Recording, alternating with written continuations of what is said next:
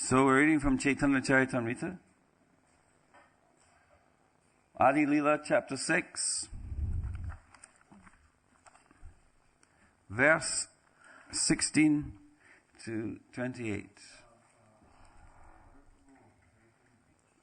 As soon as Chaitanya becomes the topic, everything turns into kirtan, even the mantras. So, reading from 16 to 28. And you've put 20 on the board because that is the verse which has the purport.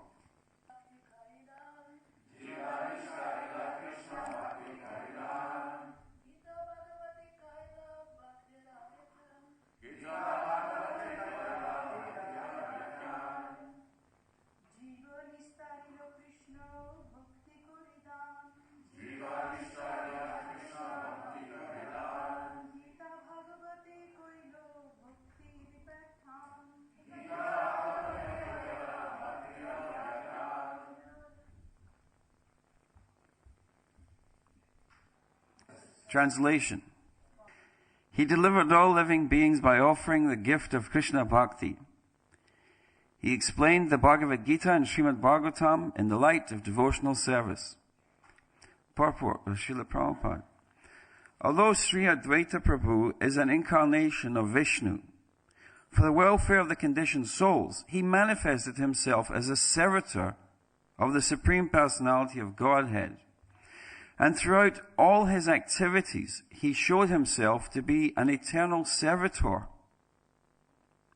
Lord Chaitanya and Lord Nityananda also manifested the same principle, although they also belong to the category of Vishnu. If Lord Chaitanya, Lord Nityananda, and Advaita Prabhu had exhibited their all-powerful Vishnu potencies within this material world, people would have become greater impersonalists, monists, and self-worshippers than they had already become under the spell of this age. Therefore, the personality of Godhead and his different incarnations and forms played the parts of devotees to instruct the conditioned souls how to approach the transcendental stage of devotional service. Advaita Acharya is specially intended to teach the conditioned souls about devotional service. The word Acharya means teacher. The special function of such a teacher is to make people Krishna conscious. A bona fide teacher, following in the footsteps of Advaita Acharya, has no other business than to spread the principles of Krishna consciousness all over the world. The real qualification of an Acharya is that he presents himself as a servant of the Supreme. Such a bona fide Acharya can never support the demoniac activities of atheistic men who present themselves as God. It is the main business of an Acharya to defy such impostors posing as God before the innocent public. Jiva Nishtarila Krishna Bhakti Karidhan Gita Bhagavati Kaila Bhakti Ravyakyan. He delivered all living beings by offering the gift of Krishna Bhakti. He explained the Bhagavad Gita and Srimad Bhagavatam in the light of devotional service. Now, I'll go back. What were some of the points before I go back, so we don't forget them? The points of the text were? This text, the one we just read, you can see it there in the Bengali. Krishna Bhakti Karidhan. And Bhakti Ravyakyan. And he explained the Shastras. And then some points in the purport. Ladies.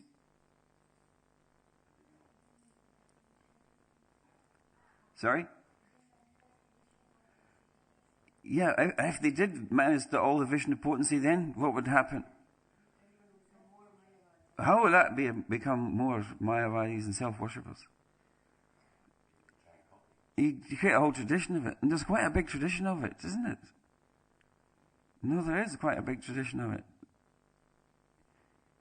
People, they become prominent teachers and then all of a sudden they become God. I saw a picture of one Acharya in Bombay, and he wore a black trousers, white shirt and a tie, and he had Ananta Shesh behind his head like this. He's giving blessings to everybody, and his wife was Lakshmi Devi. You know, it's just automatic. I don't know what happens. You become a prominent teacher, and then people naturally start to think you're Bhagwan. Everyone's Bhagwan. Atiti Devo Bhava. Even the guest is Bhagwan. The teacher is Bhagwan. The parents are Bhagwan.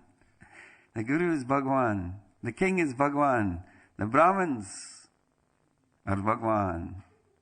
Isn't it? Everyone's Bhagwan. Everyone, yes, but not yes. We should respect everyone as Bhagwan, especially for us Vaishnavas. We go on, Trinada Pisunichena, Taroda Pisunichena, Amanina Manadena Kirtania. Every day, everyone's Bhagwan to us. We respect everyone. Yeah? But, yes, the respect that you would give to God, you give to everybody who is superior, elder, etc., etc. But this is Sevak Bhagavan. Sevak Bhagavan means that they are living they are Bhagavan in service of God.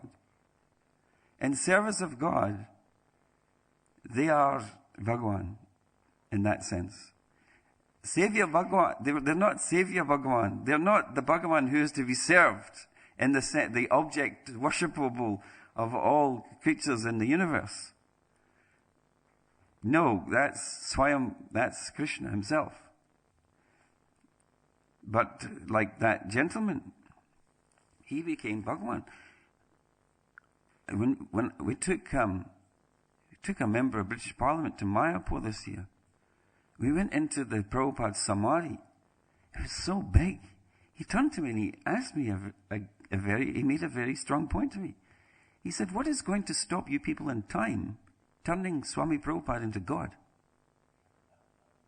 And when you're there before this huge, huge temple, and in the center is a big deity of Prabhupada, you think we have to be very careful about that. We have to be very, very careful about that. That in due course, we don't make Prabhupada Bhagavan in that sense. So I said to him, you see the height of the Samadhi? That construction site there is going to be twice the height. And Panchatattva will be there. Radha Krishna. So it will all be in perspective. In the long term, it will all be in perspective.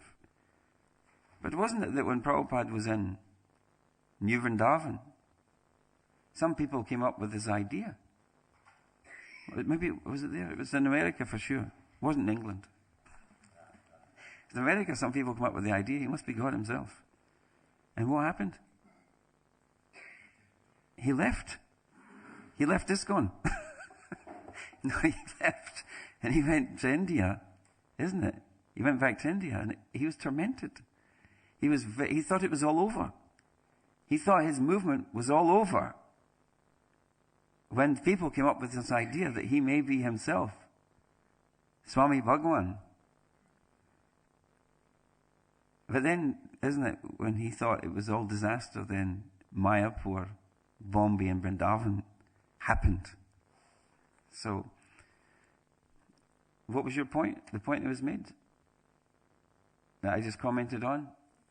It was that if they displayed their great potencies, then other people, rather than seeing the humble servants, the devotee, they'll think we're all great human self-worshipping beings.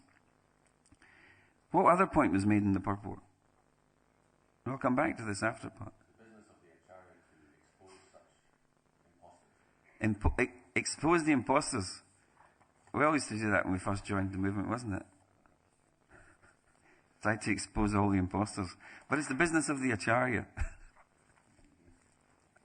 to do that.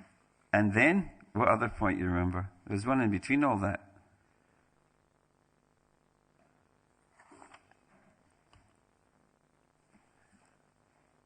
Advaita, Acharya, and the point about Acharya was,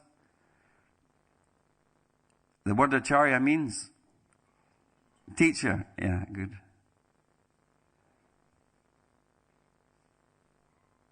To teach the conditioned souls about devotional service. That was basically the purpose. Okay.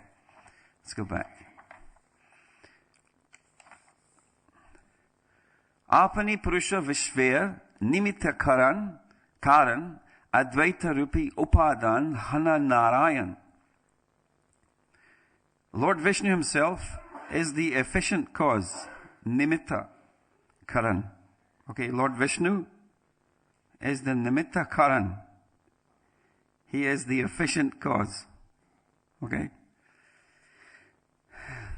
Advaita Rupe Upadan Hana Narayan. And Narayan, in the form of Sri Advaita, is the material cause, the Upadan. Okay, so Vishnu himself is Nimitta Karan, and Narayan, in form of Advaita, is the Upadan, which is the material cause. Does everyone understand that? Nimitta Karan and Upadan. These, and I'll read a couple more verses and then I'll mention about this. Nimitta angse karek tenho mayati ikshan upadan advaita karina brahmananda srijan. Lord Vishnu is, in his efficient aspect, nimitta angse, glances over the material energy, mayati ikshan. And Sri Advaita, Advaita Karina Upadan, Advaita, as the Upadan or material cause, creates the material world.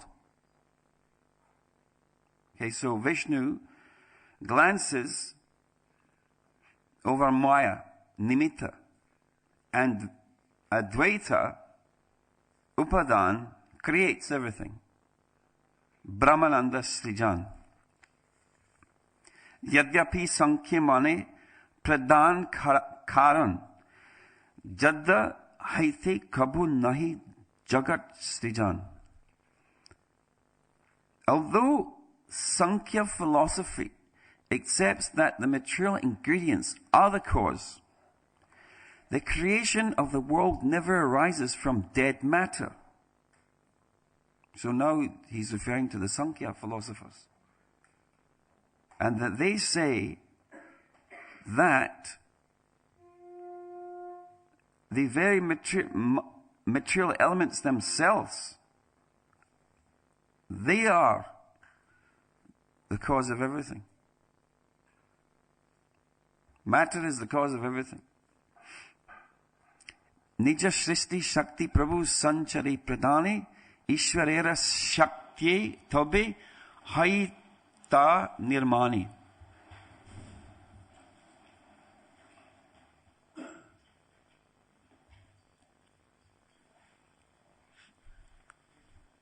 The Lord infuses the material ingredients with his own creative potency. Then by the power of the Lord, creation takes place.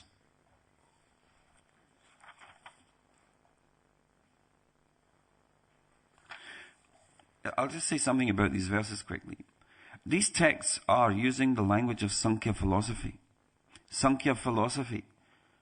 Kapila's Tatta Sankhyata Bhagavan Atma Maya. Bhagavatam is Kapila philosophy is there, isn't it?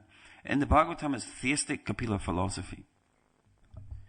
Otherwise, the philosophy of Kapila, Sankhya Yoga, was atheistic. Well, I mean, it's not that it was just one monolithic system. There are so many variations of Sankhya. You find Sankhya, some writers, they write, Proto-Sankhya, and then classical Sankhya.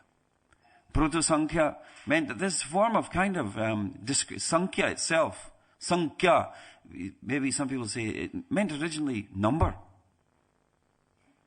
And then it meant discriminating. It meant enumeration. Looking into things in detail, and vivek is probably the word. Vivek.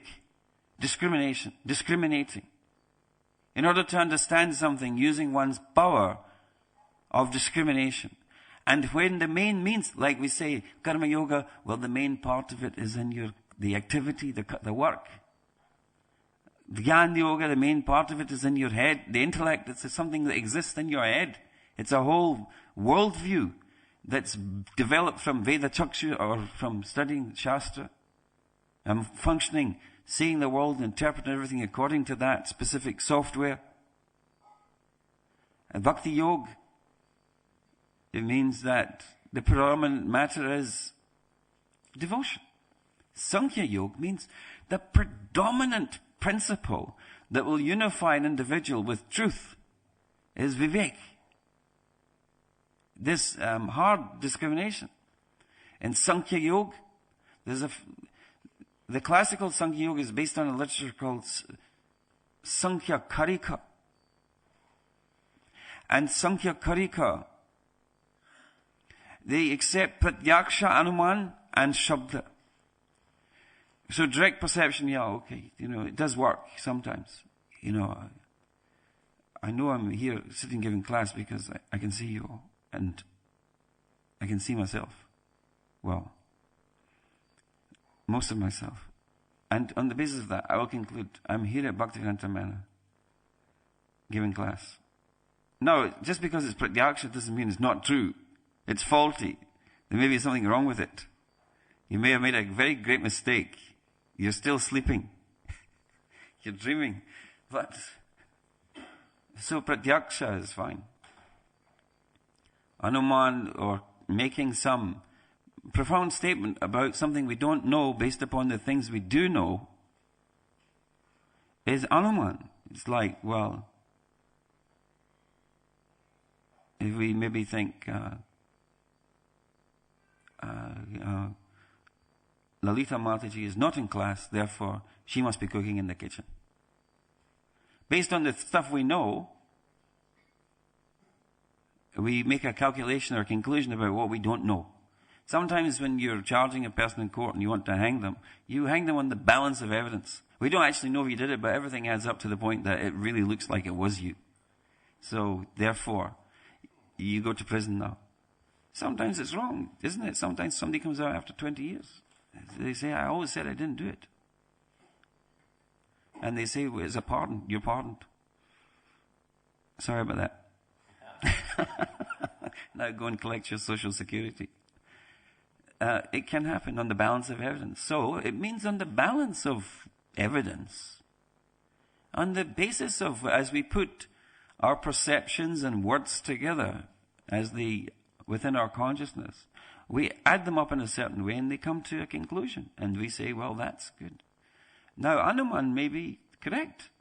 Lalita Mataji may be cooking in the kitchen. She's not.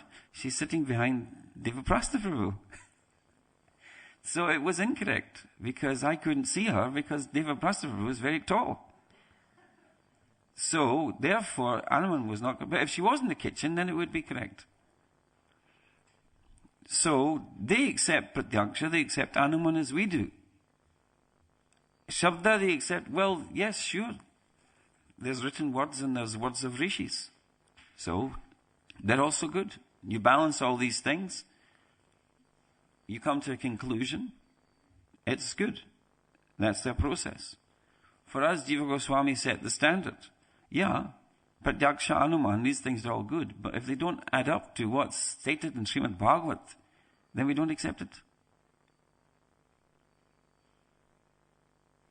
So, in Gaudiya Vaishnava theology, the pramanam, Shruti Jai Mukyartha Kahi Sei Praman. Pramanera Madhya Shruti.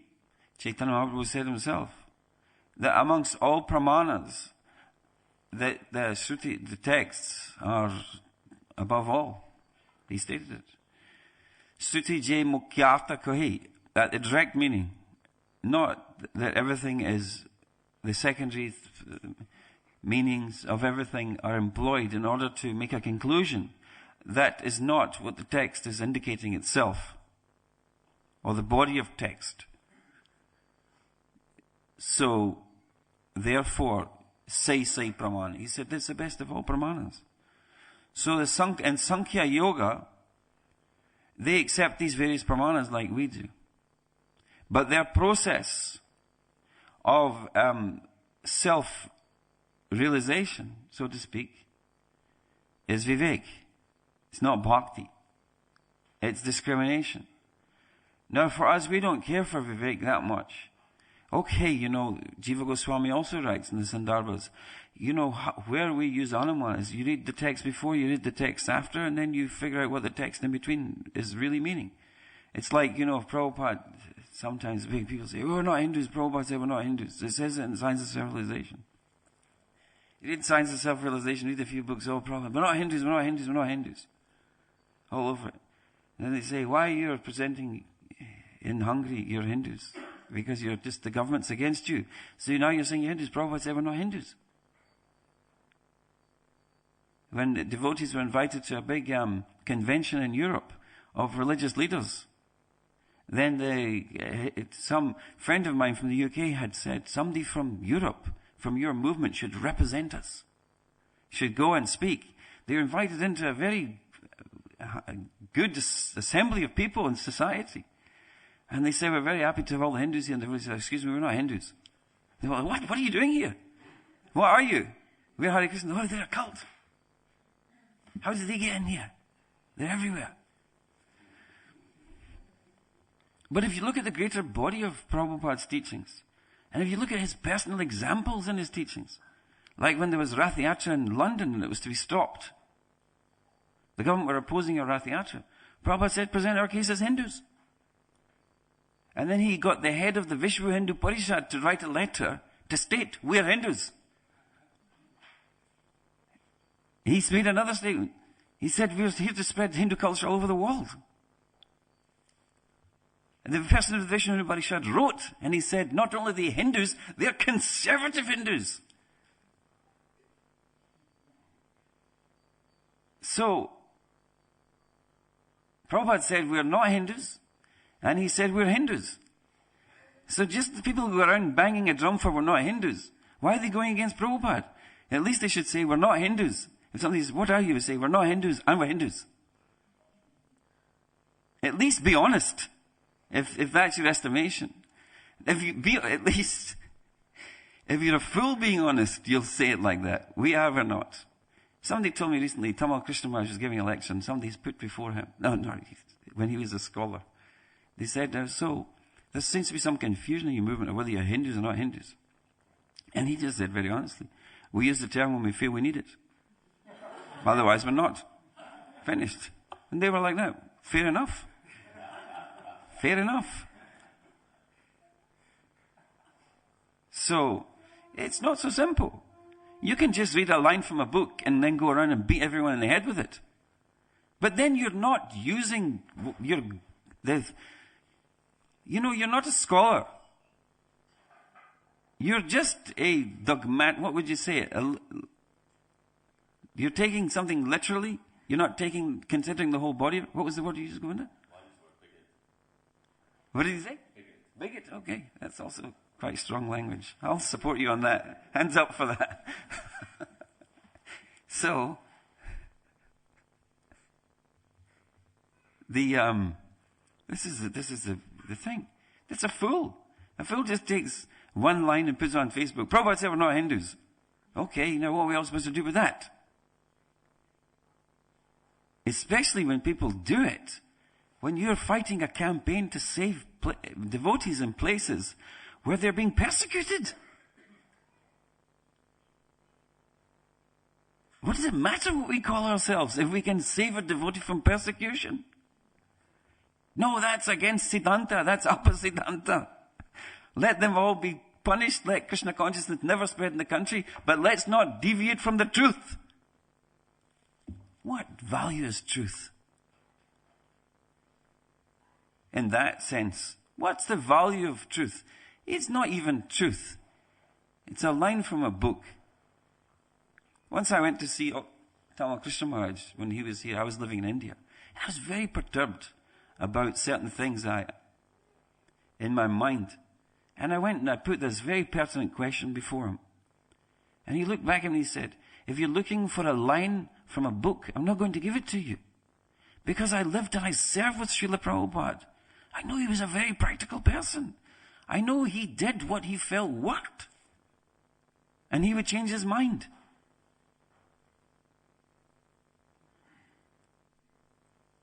So,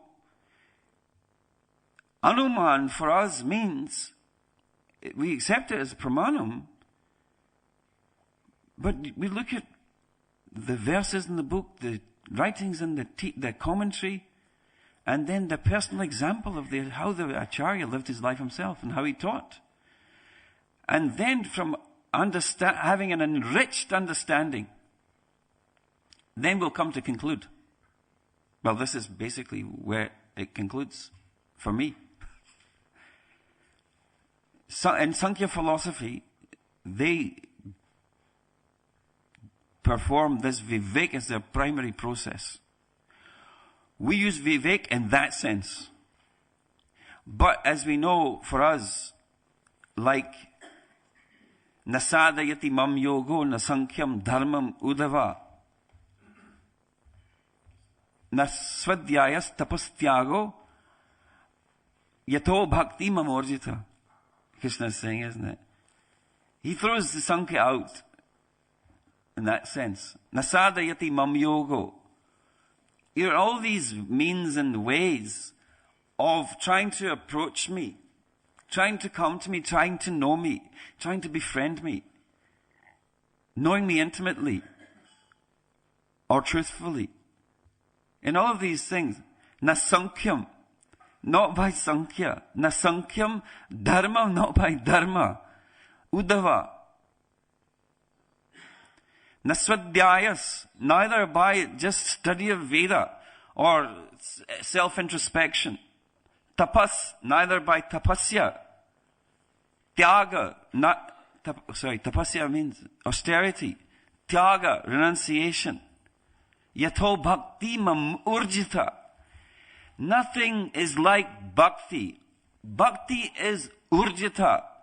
What can love not accomplish? Isn't people say that?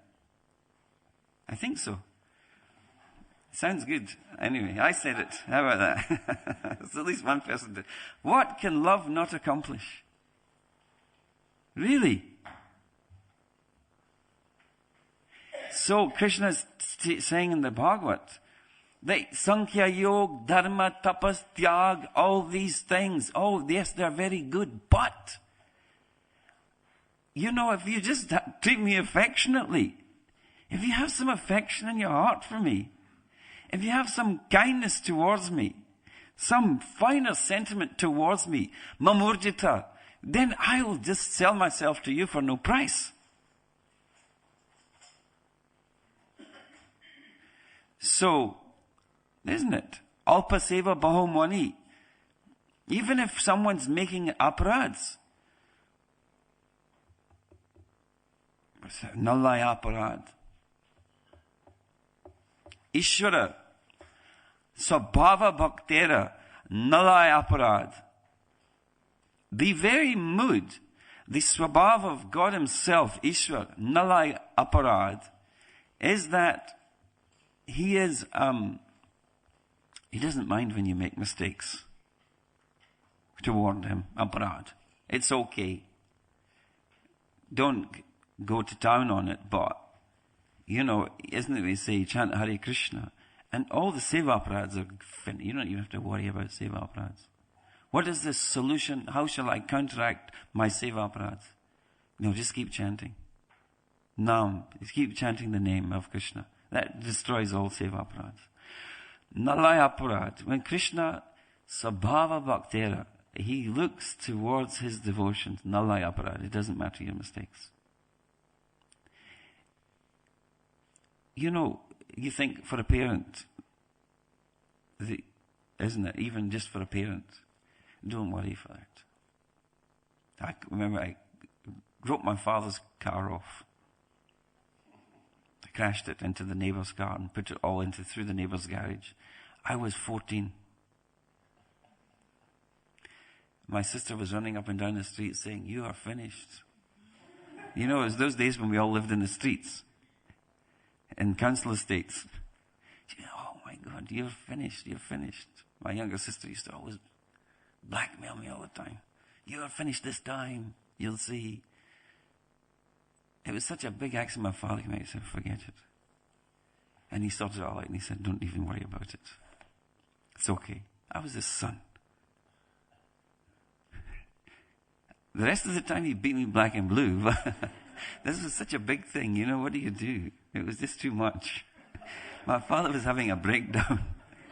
He said, don't worry, son. It's okay. He never even spoke to me about it after that. I mean, already I was running. There was a little woodland near our house. I was running to it like the Gyanis. When life's too much suffering, they run for the forest.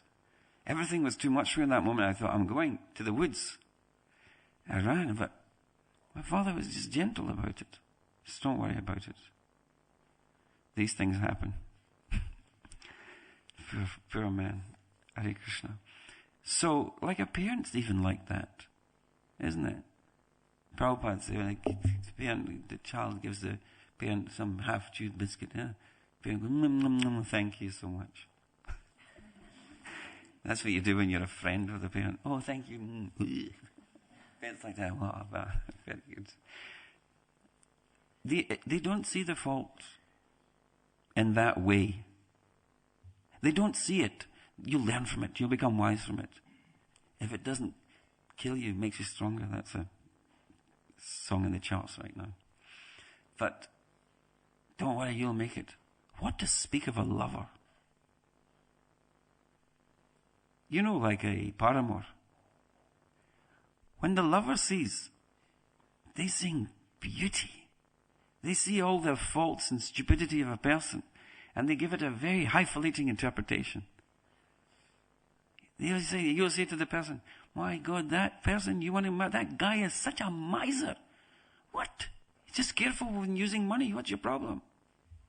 That person doesn't have a job. Yes, because they're thinking of more serious things in life.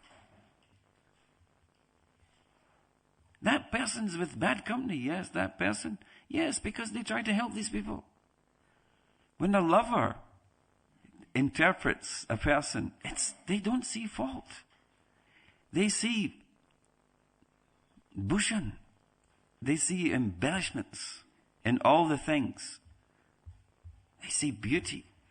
So when God looks on the living entity, or Ishwar, Chaitanya Dev taught us, nalai aparad, doesn't see your aparads. Alpa seva, this is a little service. Alpa seva bahumani atma payanta prasad. And Krishna gives himself in exchange as the prasad for a little service. So therefore, bhakti, a little service, what to speak of bhakti? Mama urjita. This is most powerful, most powerful. Therefore, even in that text, the one, Jiva Nishtarila Krishna Bhakti Karidan, because bhakti frees the living entities from material life entirely. Chaitanya Mahaprabhu also said that verse. Chari Dharma.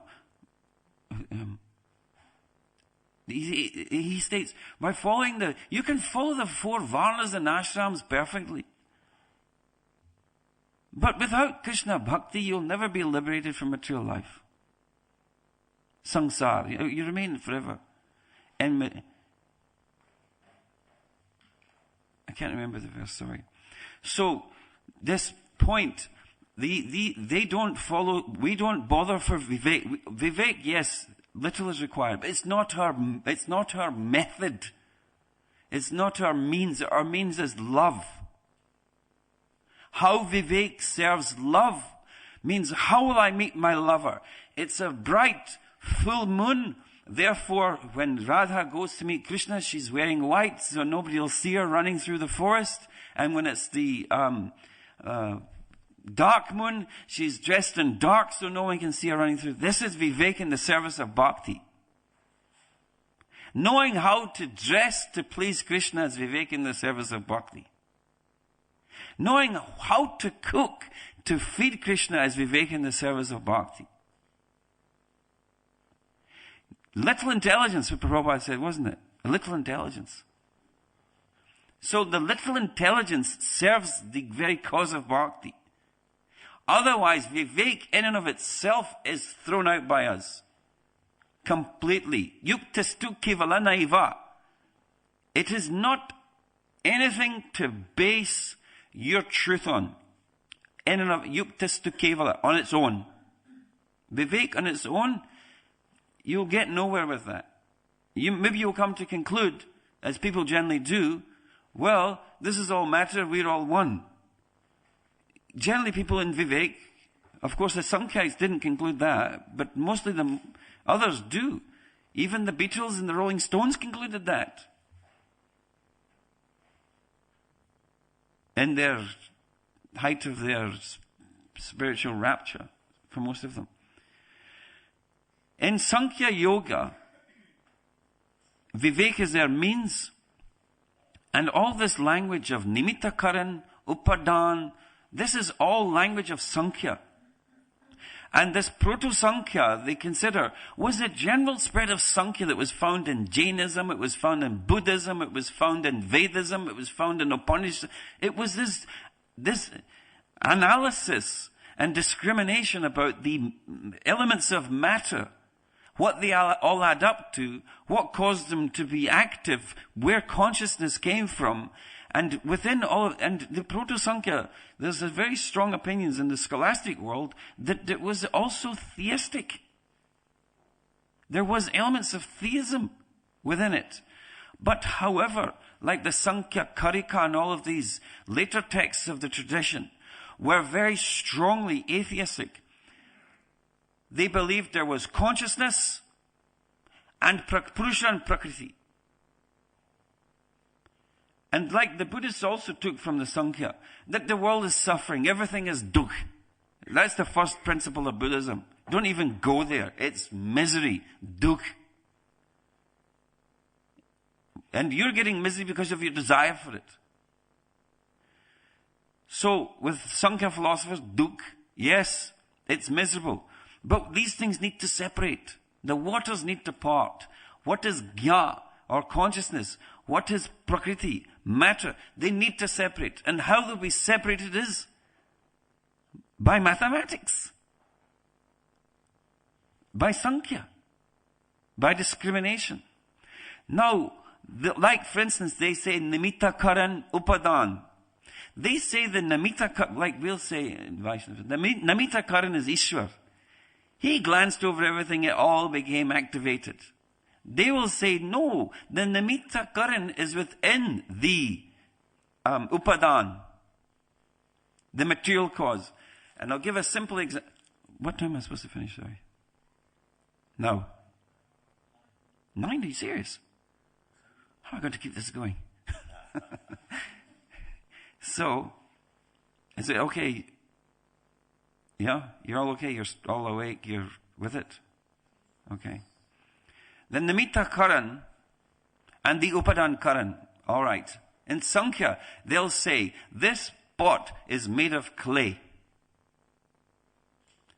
The pot exists within the clay.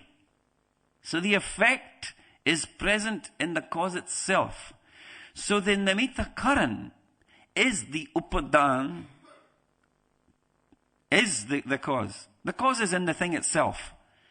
So the cause of material nature is within material nature itself. There is no agency beyond it. There is no Ishwar. There is no Ishwar. We'll say there is an Ishwar. The plants don't grow without the sun. The rain doesn't dry up without the sun.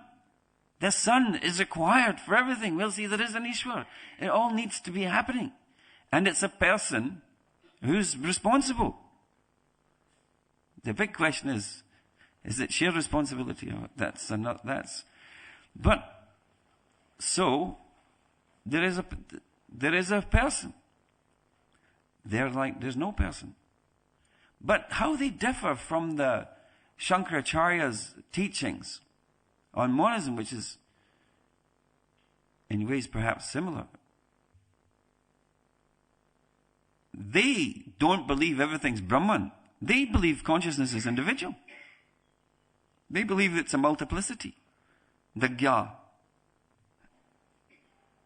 So, when these terms of Upadan and Nimitta Karan, these are all terms that are used, these are the philosopher's language terms. Now, here, this is quite difficult actually. I'm struggling with this point here. Because fine, it says Lord Vishnu himself is the Nimitta Karan. It's fine, okay. But then he says he manifests as Advaita, as the Upadan, the material cause. So, yes. Now, the thing about terms is, terms are arbitrary things. They don't always point to what you think they point to. Yeah? Like the word gay. In India, there's an ice cream called Gaylord. You know it. I think it's vegetarian, that one. Wasn't. Gaylord. When somebody was gay, you say, oh, you're looking very gay. What are you saying? I'm looking very gay.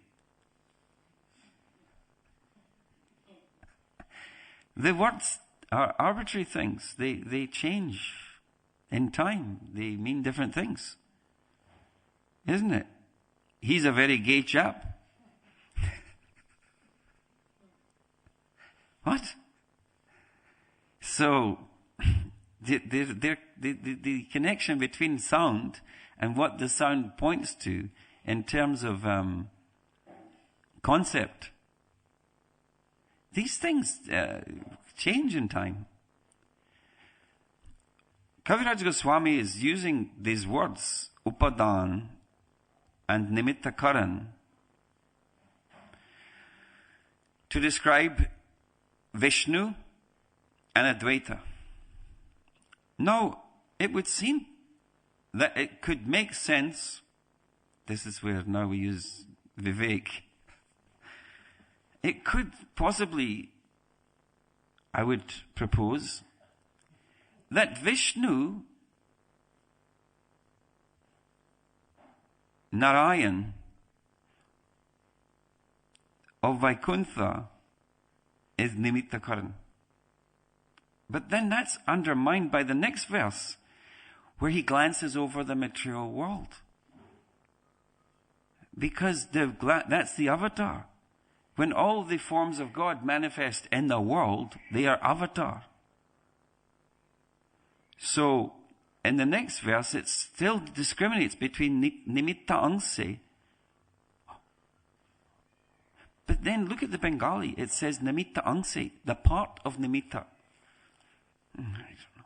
Sachi, maybe you can explain the Bengali, but anyway, here's the point and how I've come to conclude on this stuff.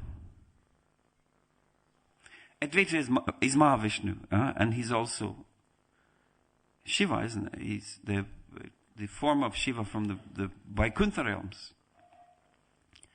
He is Mahavishnu. Mahavishnu is he's glancing over nature, he's setting everything into action. He is the Nimitta Karan. He is all of these things. How it all takes place and who all engages in various elements is sometimes mind-boggling, and certainly for someone like me.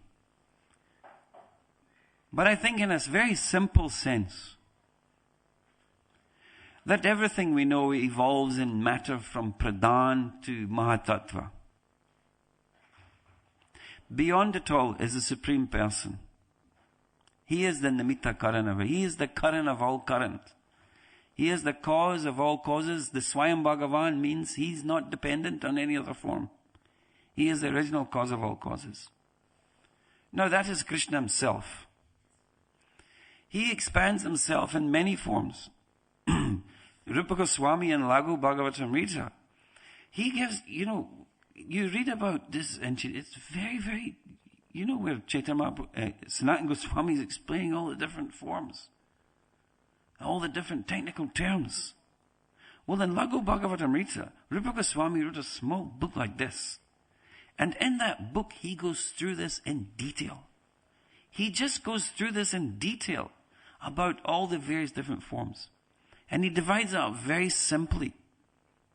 Swayamrup, Tadekatma, and Avesh. 3 things. Swayamrup means the God himself who depends on no other form. He's not expanded of another form. He is the Karana, Ishvara Parama Krishna. Supreme Krishna is in Gaudiya Vaishnava teachings. So, he is Swayamrup. Tad Ekatma is expanded forms, which differ in terms of form and quality for Leelas. And you remember that very easily, because another name for Leela is Vilas. Isn't it? It's Vilas. So for the purpose, expanded for Vilas, but where they may differ in quality and form specifically for the Leela. But it's the same Krishna. It's time for a story.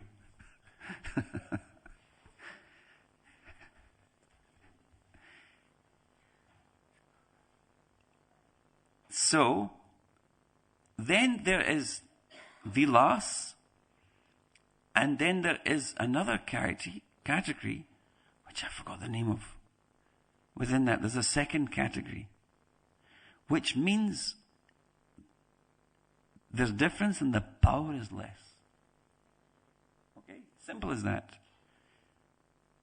There is difference and the power is less. These are 2 of the Tadekatma. And then Avesh means where all the potency of God is in people.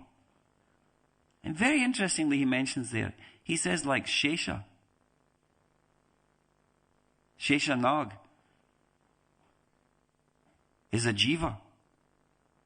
But then he says, the Shesha Nag who Vishnu is lying on the Shesha Nag is not a jiva. He says, the Shesha Nag who holds the universe on his head is a jiva. So he classifies under Avesh. So these are the, Rupa Goswami gives these as the 3 main divisions of all this stuff. And he specifically says Angsa. The Angsa simply means a consistent form which is just of less, doesn't manifest the same amount of potency. Simple as that. So these are just all expanded. The one person expanded unlimitedly. Swayamrup, Tadekatma, Rup, and Avesh. Simple as that. So, this Supreme who is independent and aloof from all matter, manifest, and here in Panchatattva, so Chaitanya is God. Nityananda is God. Advaita is God.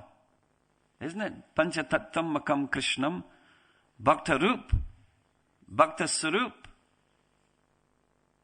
Bhakta Avataram are God. They're Krishna. Advaita Charya is Krishna. Kind of. He's Krishna as Vishnu. He's the Angsa. He's less manifest. Certainly in terms of rasa. Nityananda Prabhu is Swarupakam. He is the very Balaram, expanded form. Mahashankarshan of the spiritual realm. And then all the answers from there. Advaita Acharya is the Mahavishnu. I just said that, you know. Then Gadadhar is the Bhakti Shakti.